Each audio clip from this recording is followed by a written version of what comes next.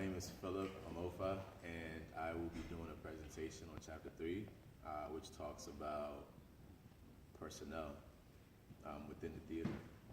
So, Chapter 2 talks about securing a location,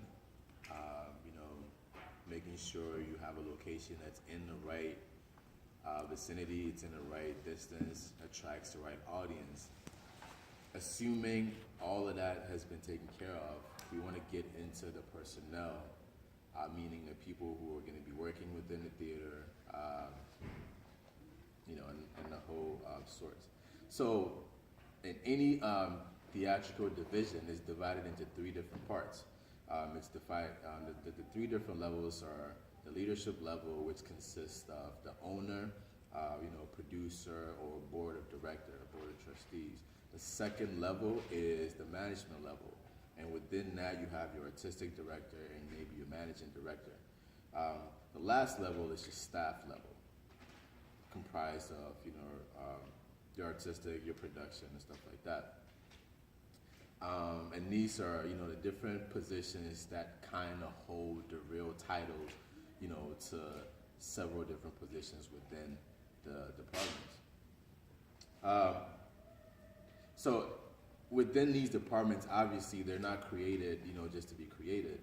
Positions like these are created gearing towards different strengths, different skill sets, how efficient people will be able to do the jobs within the roles, et cetera, level of experience, things like that. So, when forming a new theater, you want to make sure that you have these level of management in place, to make sure that once personnel starts getting hired, the right people are brought on into the company to make sure that it's run effectively and smoothly.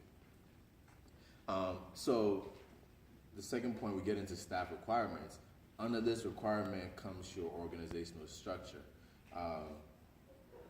Within any theater production company, you have, doesn't matter if it's a commercial, if it's educational, if it's a nonprofit, whatever, you have organizational structure. And what that is it's an umbrella of the different levels of authority within the position. At the very top, you have your board. Below that is your CEO. Below that is your head of departments, and then underneath that is your staff.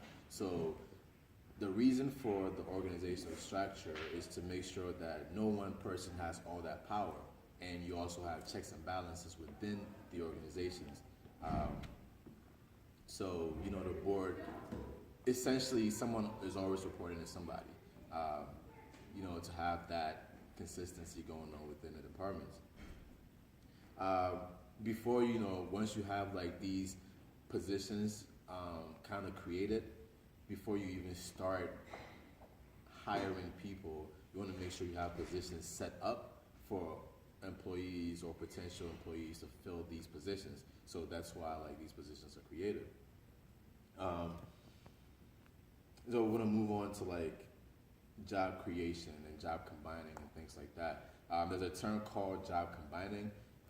It's usually common within smaller organizations of people or companies who don't really have a lot of money, and they want to combine like two positions to give that position the highest amount of money, as well as like the highest amount of responsibilities. You end up combining two different positions.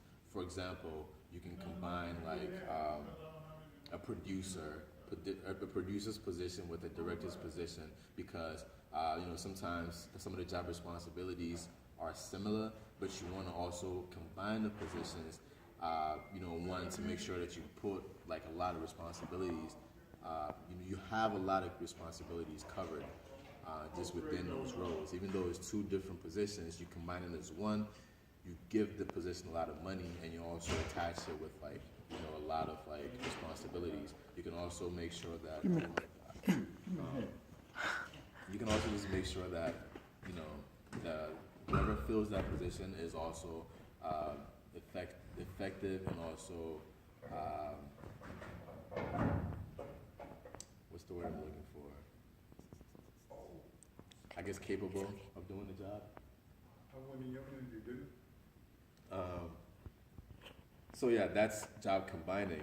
Um, the next point is who will hire whom. A lot of the times in a production company, the people who hire other people are reflective of who they hire, right? Because people are usually looking for people who are much like them, or kind of have certain qualities and traits that they either like, or they want, they have some qualities about them that they would like to see in other people. So when you have people like this in your company, they end up hiring people who are much like them. So I guess a good reason for having the organizational structure is to have people at the very top level of their position, well endowed to be able to make hiring decisions. So you don't always have like the CEO making every decision. You don't have the hiring every employee, but you have different management positions available within different levels to hire certain people once like the organization or the theater starts growing. So you want to be mindful of that as well. Then we move on to hiring talent. Right now, you're building your company, you're building your theater company, and the job responsibilities are growing, the people are growing, so you want to hire more people to take care of more responsibilities. The first thing you want to do, obviously, is write a job description. The thing about the job description is it has to be, very descriptive. It has to be thorough. It has to include all the necessary requirements of the job. It has to talk about. It has to talk about what the job requires the employee to do. It has to talk about the salary, and it has to give a very good detail of what you want your employee to do. So that's one factor of the job description. The second thing, things you want to include in the job description, like I said, are benefits. Oh my God. Things you want to include in the job description are benefits, salary range, et cetera, et cetera. After you have your job description, you have the position, created for an employee. You want to make sure that you make the job description for the employee, not the employee for the job description, because once the job description is created, it's created for the possible employee that's going to be, fit to carry the position, or to fit to do the work. So create it and make it as detailed as possible, so you know which employee would be best qualified to do the job. And then secondly, once you've created the position, you have the hiring process. What that entails is before you even start bringing employees in, you want to make sure that every single job applicant is, okay, I'm running over my time, so I'm going to speed it up really fast. You want to make sure that every job applicant is acknowledged. You can't, reach out to everybody and say, hey, no, you have to reach out to everybody because they took their time to apply for the position. You want to make sure, hey, we received it, we'll get back to you as soon as possible. Or, hey, we received it, we're going a different direction at this time. You always want to make sure that you communicate with the person that applied, regardless of what the situation is. There's certain things required before you bring in an applicant, right?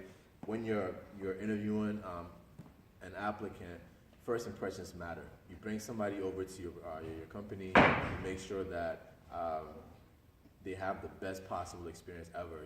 They have like the best warm reception, because what they see at your company is reflective of you, and I guess in the future of them as well.